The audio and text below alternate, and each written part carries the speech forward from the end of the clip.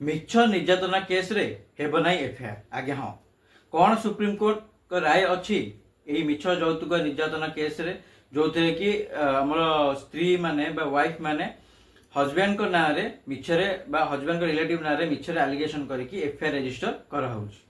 तो एमती किछि मैटर रे सुप्रीमकोर्ट कौन राय देइछथि चलते वीडियो रे संपूर्ण रूप जानिबा। मु एडवोकेट लक्ष्मीधर और आपण देखछथि advocate talks.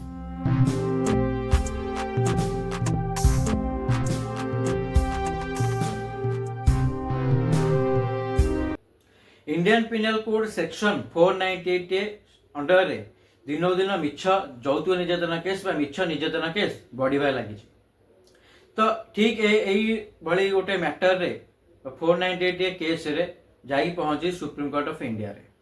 Supreme court of India यही मैटर रे हियरिंग करके जानिबा पाइले जो एफआईआर टा स्त्री द्वारा रजिस्टर कराई से एफआईआर रे संपूर्ण रूपे मिछ। तो यही मैटर जानिबा परे सुप्रीम कोर्ट ऑफ इंडिया गोटे डायरेक्शन देले बा जजमेंट देछन गोटे लैंडमार्क जजमेंट देछन कोन ना जदी कोनोसी पुलिस स्टेशन ने सेक्शन 498 अंडर रे कोनोसी वाइफ जदी एफआईआर देउछंती तो से एफआईआर को तुरंत रजिस्टर न करी 2 मास होल्ड पे रखा जाऊ। 2 मास भितरे से एफआईआर जो दिया है से एफआईआर को फैमिली वेलफेयर कमिटी आगे हाँ फैमिली वेलफेयर कमिटी को ट्रांसफर करा जाऊ। फैमिली वेलफेयर कमिटी ए केस रे 2 मास भितरे इन्वेस्टिगेशन करिवो। इन्वेस्टिगेशन जदी एफआईआर जो दिया है जदी ट्रुथ अछि बा सत्यता अछि ताहाले से केस रजिस्टर करा जिवो जो थाना रे दिया है। किंतु जदी से केस रे मिछ अछि बा जो एफआईआर दिया से मिछ अछि ताहाले कोनस प्रकार केस रजिस्टर हेबो नै आगे हां। तो एमिति ही मैटर रे सुप्रीम कोर्ट ऑफ इंडिया 22 जुलाई 2025 रे गोटे लैंडमार्क जजमेंट देछंती। आउ एही मैटर आगुरु मध्य इलाहाबाद हाईकोर्ट ऑलरेडी डायरेक्शन बा जजमेंट दे छछंती। तो इलाहाबाद हाईकोर्ट जो जजमेंट देथिले से जजमेंट को रेफर करके सुप्रीम कोर्ट ऑफ इंडिया एबे रिसेंटली जजमेंट देछंती। जोथि पई हमर जो हस्बैंड बा स्वामी मानकर नारे जो मिछ केस दिया होतला 498 बा हस्बैंड रिलेटिव मानकर नारे जो एफआईआर लॉस करा होतला से एफआईआर आउ मिछरे लॉस हेबा नाही। आउ से जो ए एफआईआर जो से माने मध्य माने कहे गले वंचित हेबे आ से माने कोन प्रकार सफर हेबेनी कि तांको मध्य कोन प्रकार मेंटल डिप्रेशन रो फेस करिया को पड़िबनी।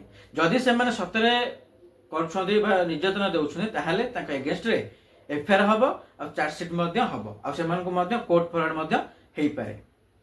तो यही वीडियो रे मो जो भाई भौणी माने देखुछंती बा मैरिड कर देइछंती आ तांको मैरिड रे एमिति किछि पारिवारिक डिस्टर्बेंस फैमिली डिस्टर्बेंस होउची। तो यही वीडियो रे सेमानु कहि रखुची जदि आपन भितरे डिस्टर्बेंस होउची तो डिस्टर्बेंस करंतु नाही। आपन परस्पर भितरे अंडरस्टैंडिंग रखंतु परस्पर प्रति लॉयल रहंतु आउ जेते चेष्टा करिवे एक्स्ट्रा मैरिटल अफेयर बंचाय पे आ सोशल मीडिया मध्ये बंचाय पे कारण एक्स्ट्रा मैरिटल अफेयर इगो आउ मिसअंडरस्टैंडिंग ए तीनटा मुख्य कारण हो जाउची वर्तमान भारत रे डिवोर्स रो ग्राउंड आगे हाँ।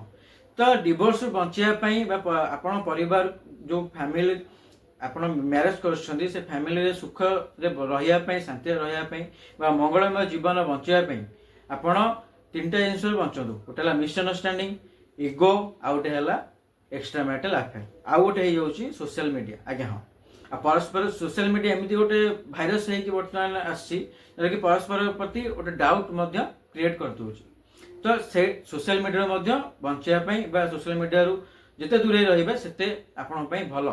तो एही वीडियो रे म आपन मानकु रिक्वेस्ट करिवि आपन एही सु जिंस जो कहिली सेते दूरे रहिबे ताहाले जाई आपन परिवार सुखमय मंगलमय हेई परिबो। आशा करूची आज लीगल इन्फॉर्मेशन आपन जानि छछंती। जदि एबे सब्सक्राइब करना तो निश्चय सब्सक्राइब कर दियंतु। Thank you so much.